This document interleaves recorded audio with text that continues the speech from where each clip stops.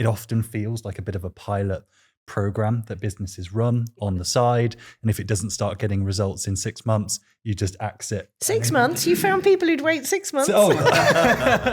There's so much first mover advantage right now with AI. Not everybody is going to be doing this yet. How do we build a relationship with somebody that's not straight out of the gate and they're all thinking, oh, that's been written by AI? And if you go into a customer and you tell them something they don't know about their own organisation, that's really powerful. You ask the question, are we having the content tsunami at the moment where we're all switching off? Yeah, we are. We need to get into the mindset of using AI almost as extensions of ourselves. And so the way you avoid that generic output trap is by...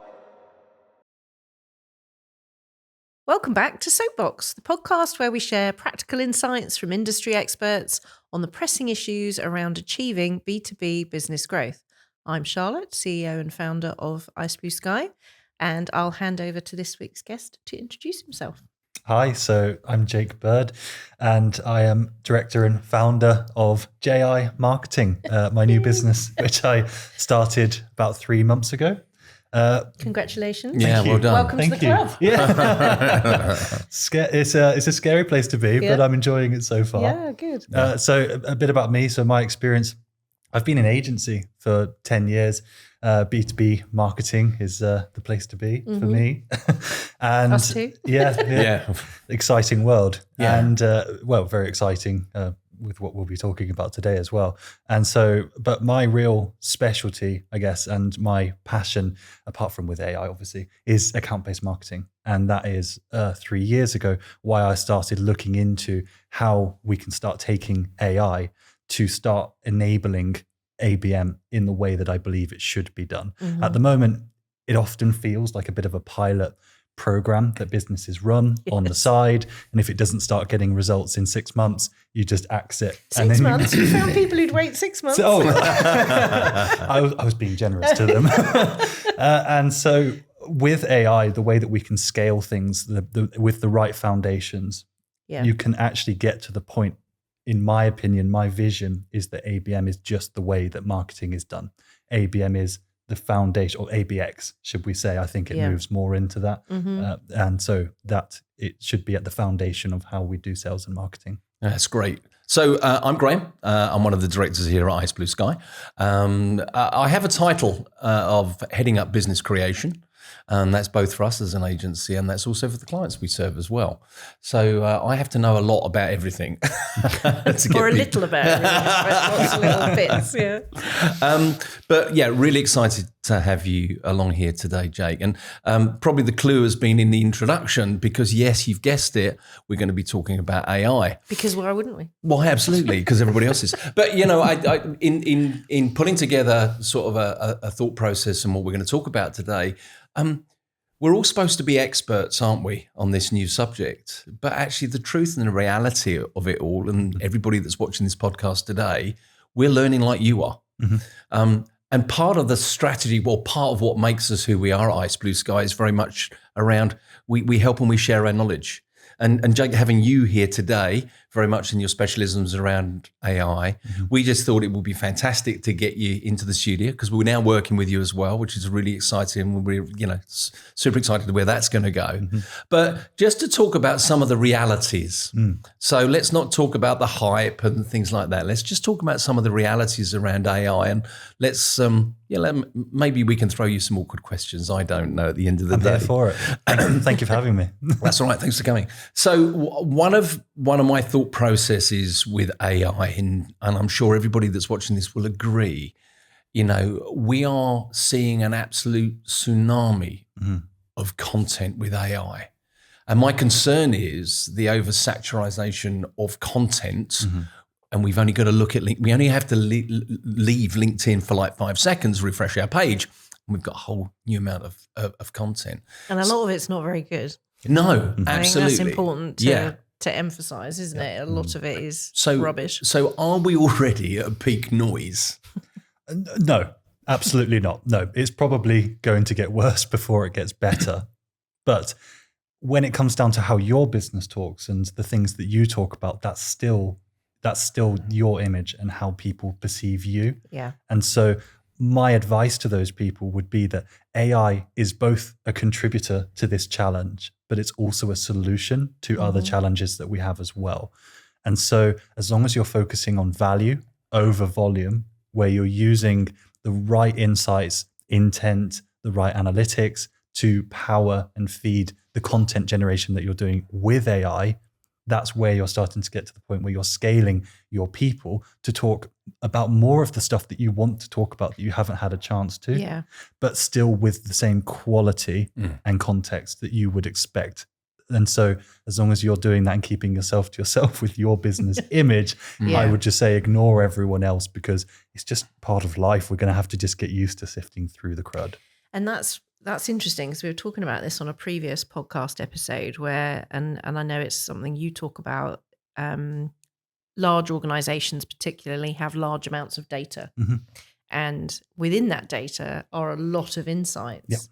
And I think it's really interesting how AI can finally there's a tool to extract all of those insights from all of that data. I mean, there are other issues involved in that, of course there are, but I think it's a really good point about improving the quality of the content that comes out. You know, it's like when search engine optimization took off, and then all of a sudden there's like keyword stuffed content going out, which was just as dreadful as a lot of the AI content that's now going out. Thank God the two things didn't happen at the same time. Can you imagine?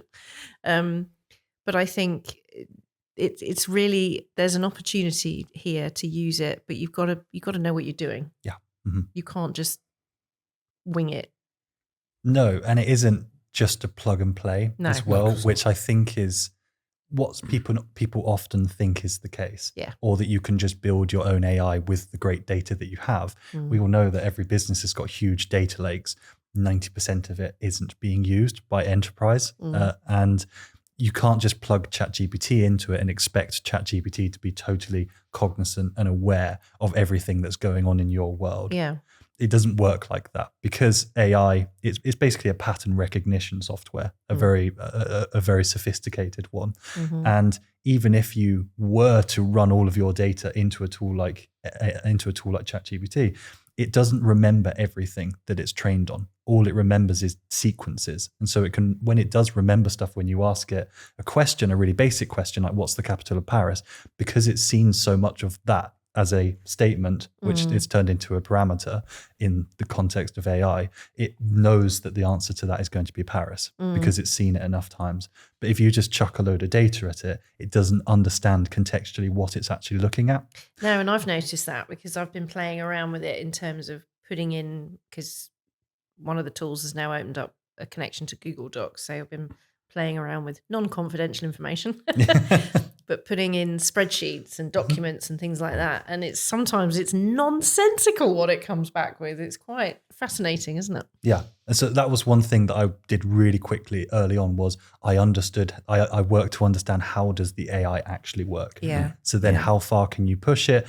What's it good at? What's it not going to be good at? What you got to look out for. But going back to your data lakes statement, you can't just plug your data lakes into AI and expect it to do something. There is a step in between that needs to be done to structure, prioritize, and the data that you have into data lake houses, maybe. And then that's what's being fed into your AI tools, because at that point it's structured. So that's when you can start getting the most out of RAG or tools like MCP API. That's where you'll get the most value. But that actual structuring piece needs to be human led. You can still use AI tools to get stuff out of the AI, but that's a whole step in itself. Well, exactly. And you can't rely on generic prompts either, because you see this all over LinkedIn, especially like, oh, give me £2 and I'll give you a whole list of prompts that will get you from A to B. But there are so many nuances to the prompting process that you can't, it's difficult to template that, particularly around ABM, which is obviously where we all sit, because then what you end up in danger of is creating this homogeneous route, which is the complete opposite intention of ABM. And also, yes, there's lots of things you could do with that, but should you? And I think that's, I've seen it in lots of different places, you know, using it to create a templated approach to reports, for example, that you then share with prospects, which is great. But are people reading them? Like, don't forget to put the same quality controls in that you'd have for normal content. Yeah. But I think sometimes that gets missed in the excitement. We were talking, weren't we, about that oversaturating content into all these various channels, but where your content can be absolutely spot on in what you're trying to do, but is the damage being done by everybody else? And is it the mindset of people that are going to switch off it? So I guess the challenge is, how do you make that compelling enough to get people off the page to interact with it? Because actually, whilst we all think we're doing a great job and we're doing it differently, everybody else is just chucking everything in. And I made the analogy of, it was like DM in the 90s. As soon as personalization came in, everybody just bombarded the doorstep with personalization, and eventually direct mail, everybody just turned off from it. Didn't see it as being authentic, didn't see it as being genuine. And so I think it's a modern day challenge for agencies and people that are putting content together, is how do you create that reputation of quality and content that's really going to sit and resonate with the buyer and the journey that they're on, the considerations they're making. And I think I'm not saying you have the answer or we have the answer, but I do think that's a modern day challenge. That how are people going to switch off from it? And maybe another question is, are we going to go back to more face-to-face interaction and selling? I don't know. Bigger subject. We're not going to talk about that today, but I don't know. But it would be interesting to see. Well, it's ironic you talk about DM in the 90s, because actually you asked the question, are we having the content tsunami at the moment where we're all switching off? Yeah, we are, because we can already see events and in-person events and DMs are massively back this year. Because LinkedIn and email have just been absolutely hammered over the last few months. I see the shift now away from the generic SaaS SDR tools that are sending outreach. I think Thank goodness. I think businesses have realized that those kind of tools aren't impactful. They sound really nice, but then when you actually start working, in a worst case, they just annoy people. And you just feel like, well, that's lazy, because you haven't even bothered to get to know me, or it regurgitates information you already know. Sorry, I didn't mean to cut across you, but I just think it's those SDR tools, they wind me up. But going back to your earlier point about the prompting side of things, so you mentioned prompt libraries. I think prompt libraries have their space in businesses for very repeatable internal tasks. For sure. And it's good to get people into the mindset of what does a good prompt look like. But if you're just using the same prompt to write outreach emails, the output of that and the effort that goes into it, the way the AI does it, it's just the same every time. So you're stripping the human out of the equation there. I actually rarely type into AI anymore when I'm using ChatGPT or Gemini or Claude. I will speak to it. And because I put the microphone on and I just speak to it. I just discovered that last weekend on my phone. Command or Control H on your keyboard, and then you just speak to it, and then that gets your personality out. We need to get into the mindset of using AI almost as extensions of ourselves, and so the way you avoid that generic output trap is by using it like you would actually speak to a colleague. We've just been sat down for an hour. We've had a really good back and forth. That's sort of the engagement and the level of authenticity that you want to be putting into the prompts so that you can get out the quality that you'd expect from it. I mean, I'm seeing, and we're all receiving these emails, aren't we, where AI is driving that they send you an email from somebody you don't know and they talk to you like they do know you. And I'm switching off from that because I'm thinking, hang on, I don't know David from this company. And he's talking to me as if he's really researched into Ice Blue Sky. And he understands my pain points, which, yes. But I'm instantly, and maybe it's because I'm in the industry. I don't know whether I'm being a little bit more sensitive to it, but I'm switching off from it. I'm thinking, no, you don't know me. And when we talk about that authenticity, I think we've still got to learn about how do we build rapport? How do we build a relationship with somebody that's not straight out of the gate and they're all thinking, oh, that's been written by AI. And are we as a human race going to switch off from that? I'm asking lots of open-ended questions there, aren't I? I do think, yes, I think we will. But I think for me, What needs to come in to replace that is honesty and transparency about how we're using AI tools. Yep. So you get an email that's clearly written by AI, you switch off from it.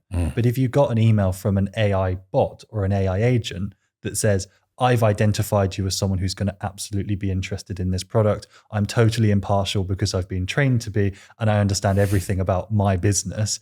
Ask me any kind of question and I will help you with what And you're trying to also- do. Okay. Also, because what I like about that is it overcomes that issue, because that can drive insight in and of itself, because someone is going to find it easier to say, no, I'm not interested Yeah. to a bot Yeah.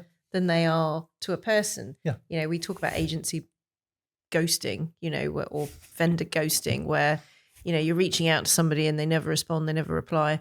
But if it's a bot, they're going to be more inclined to go, yeah, you know what, I'm not interested, because they know they're not going to hurt anyone's feelings, and it's not going to be, It's not going to come back at it's them. not going to come back at them. They're not going to burn a bridge because it's a bot. Yeah. And I just think that's such a good idea. At that point, that's proof over persuasion. Yeah. Is how is what it is. Mm. You're using the AI tool to try and understand, is this company a good fit for me? What do they know about the market? Who have they worked with in the past? What are the common pitfalls? How have they overcome them? Are they going to help me achieve ROI or my goal? Yeah. Whatever.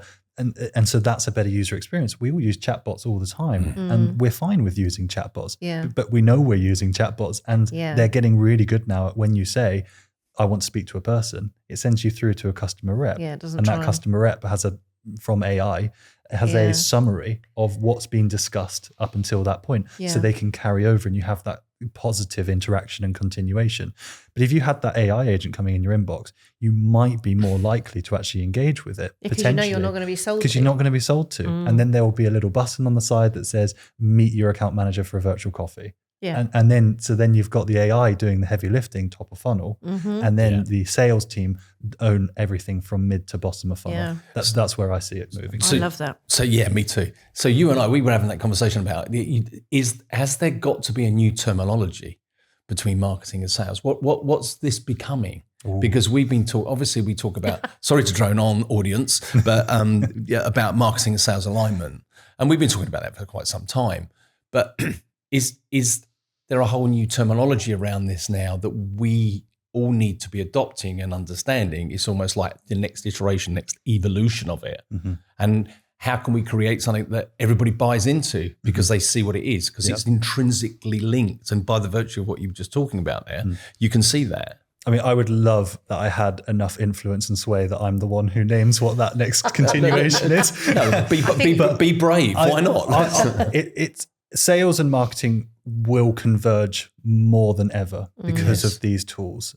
This is something I talk about a lot, is without AI, you spend a lot of your time doing, and you don't spend a lot of your time learning, coaching, thinking, all those other things, especially from an agency point of view. That's what businesses love you for, is the fresh ideas that you have. Exactly. But when you're trapped in this endless loop of over 60%, because I've spoken to people across agencies, sales, marketing, it's about 60% of your time is spent on doing. And so if you can get the AI tools to very cleverly automate, semi-automate, speed up the way that you do things, so that you're now only spending 10, 20, maybe 30% of your time on the doing, that gives so much more time that you can actually be working together, having more meetings. I'd want this to be a case of let's meet up more, let's spend more time together, let's hash stuff out, let's not be limited to the 30 minutes that we have bi-weekly to talk about the reporting call. Let's actually free up time so we can spend an hour a week really hashing through stuff so that we can be a bit more responsive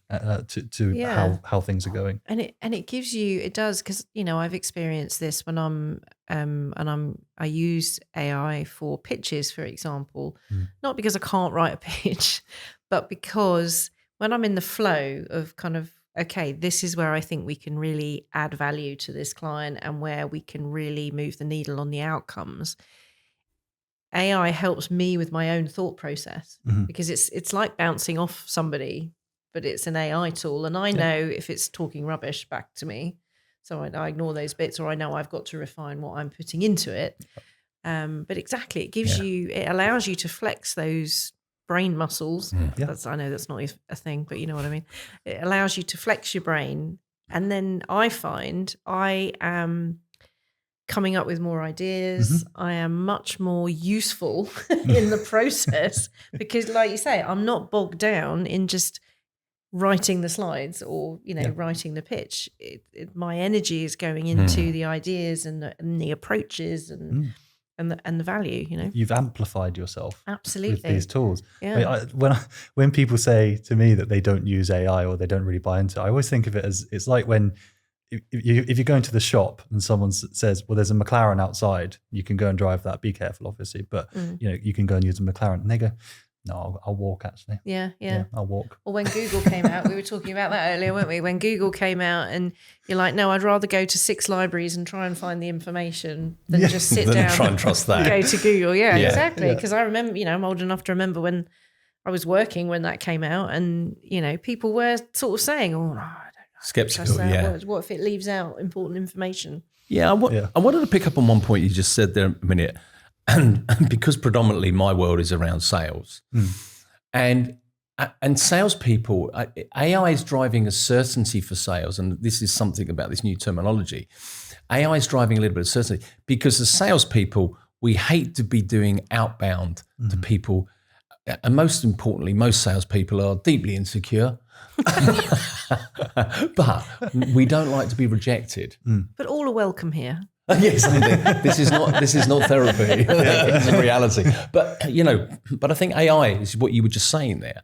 I think AI is delivering a certainty to salespeople. And does that change? Does that change the dialogue, the approach, the narrative that salespeople have in that latter stage conversation piece to know that actually I've now got somebody here that's interacted with the bot, and I now know a lot more, et cetera, et cetera. I can now have a real meaningful conversation rooted in reality of what I now know their interaction. Yeah. And I think that's a really interesting, from a human behavior perspective, does that allow you to be a little bit more confident? Whereas sometimes when you approach a call, you might be a little bit cautious. Yeah. You're a little bit more overly respectful sometimes in those things. So I think those outcomes in those early stage sales conversations from human to human, AI is driving that. I've not heard anybody talk about that. I'm just thinking, as you were saying there, that actually that's going to change how I work. Yeah, maybe in that way. Yeah, it's a really great point. We'll find ourselves in a world in a couple of years' time where we will all have in businesses an AI ecosystem. Yeah, where you have tools that you use and you have agents and custom built tools within the business that are automating, semi-automating, enabling everyone to do things at so much quicker than they were able to before. Yeah. But I totally agree. What's actually the impact on the people of this? And sure. I think probably we're all people. I think the sales process is probably going to be still pretty linear once you get to that middle of funnel. That's just how these things work. Yeah. Where you'll probably be in a list of 3 to 5 of the short list, and you're trying to do what you can to make sure that you're the one that they walk away and say, well, let's get this started. But you're right. If you come into that first essentially disco meeting in the mid funnel by that point, massively qualified lead, and you've got a battle card that the bot gives to you the day before the meeting, because it says, I've seen in your calendar that you've got this meeting in with tomorrow that we set up. Here's everything on a page that you need to know to take to that meeting. You're going to feel really confident to be able to go and actually push the needle on with that. You can. And we were, funnily enough, we were talking about this on a previous episode with Cisco, in terms of the partner ecosystem and, partners having to be, play a much more of a trusted advisor role with the customers, because customers don't want to be sold to. They don't want to have a technical conversation at that early stage. They want you need to uncover their hidden needs so that you can have a sensible conversation and help them with the advice for their business. And that's a big ask. Like, some people are naturally good at that, but that's very hard to scale across the sales team. But AI gives you the opportunity to do that, and especially you can use large language models. So not just generative AI, but you can use LLMs to kind of build insight pictures of brands, both your own and a customer's, so that you can then use that insight and information within a generative AI tool to then help you create those approaches and build those stories. And if you go into a customer and you tell them something they don't know about their own organization or their own market, That's really powerful. Yeah. And some people, as I say, do that naturally and put the work in.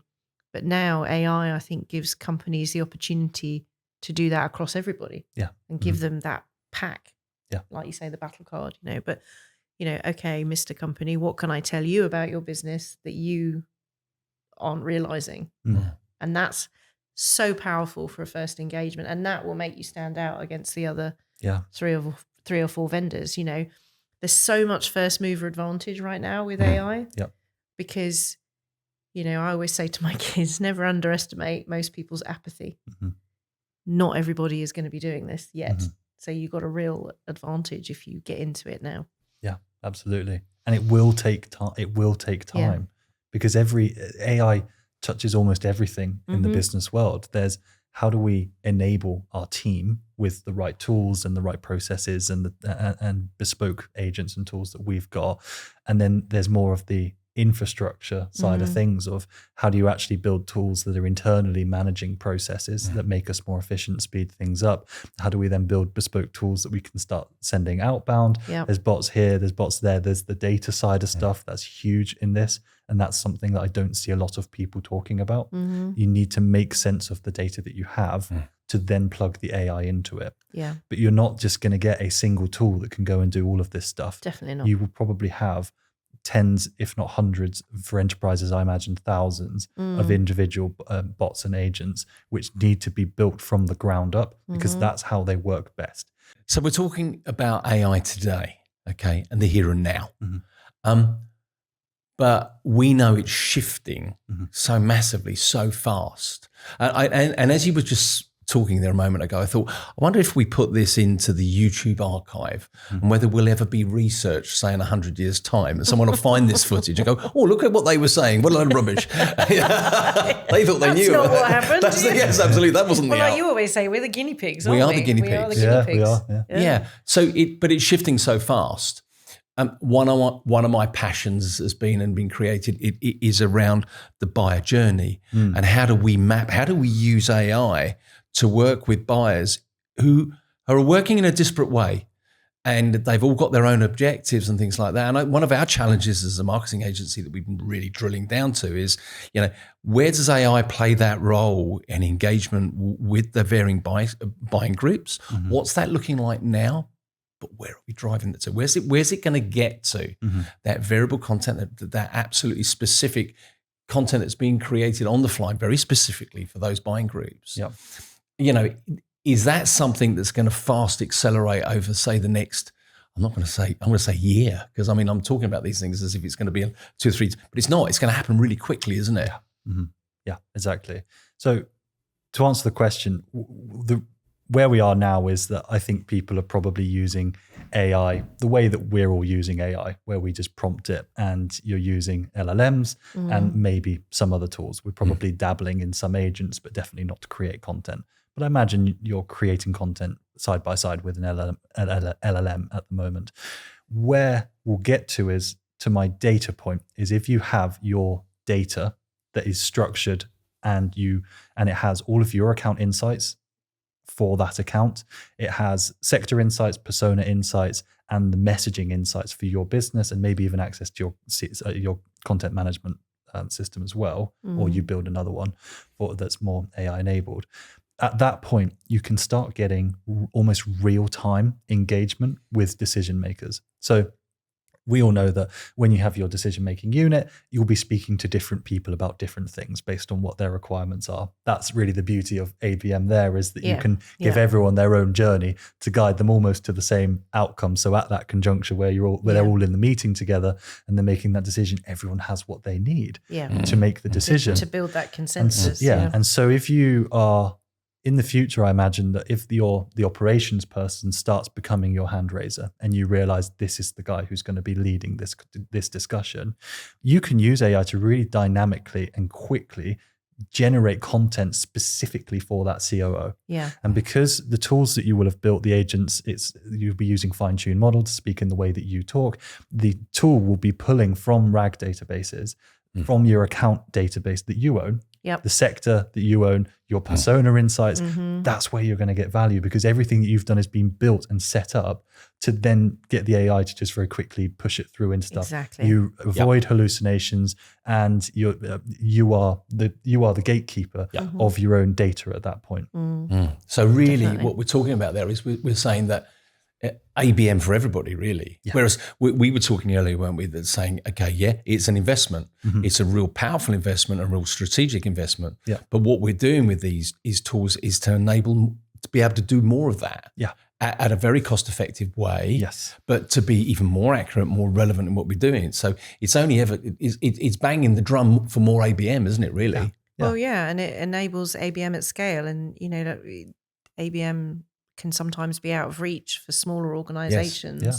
And I think this democratizes the whole sort of ABM approach. So yeah, If watch you're this space. if you're a business that's doing good ABM for more than 5% of your customer base, then hats off to you. I mean, you are smashing it. Yeah. It's hard Absolutely. because you need the resource. It's costly. You need different team Yeah. members. Everyone has to come together. It takes time. Yeah. If you spend the time setting up an AI suite with your database that you own, and everything's running through that, that's where you get to the point where it's not going to take jobs. This isn't going to take jobs, in my opinion, No, because it's not. we can scale all It's of a gonna sudden amplify to everything. to the Yeah. accounts. We can do the things we never thought we could Yeah. do. Yeah. Everyone's getting a good experience. Yeah. And when Yeah. you set everything up right, everyone's going to win. Well, Yeah. I think exactly. teams will grow because Yeah. businesses will be like, hang on, I've invested like 20 grand in or 50 grand or something into AI, and all of a sudden my opportunities are doubling. Yeah. Yeah.